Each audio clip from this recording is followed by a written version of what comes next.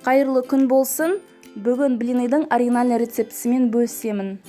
Ол үшін алдымен мискамызға 4 жұмыртқа құямыз. Қалауымызша 3 немесе 4 қасық қант саламыз. Жарты шай қасық тұз және жарты кесе май, сұйық май. Одан кейін жылы 800 граммдай сүт, үстіне қопсытқыш 10 граммдай. Және 2 толық кесе ұн саламыз. Ұнымыз електен өткізілген болу керек. Және осы массаны жақсылап араластырамыз.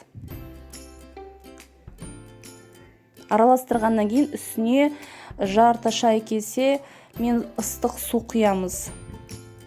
Тағы да араластырамыз. Сол кезде блинымыздың бізде қоспасы дайын болады. Одан кейін табаны майлап, бір біртіндеп бір ожаудай құйып, осылай екі жағын қызартып пісіріп аламыз. Міне осылайша алғашқы блинчиктер де дайын болды.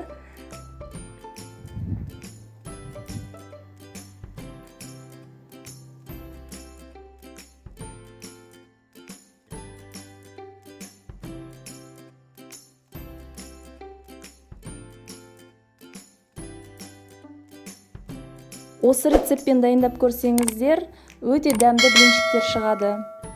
Менің каналыма жазылып қойыңыздар. Астарыңыз дәмді болсын.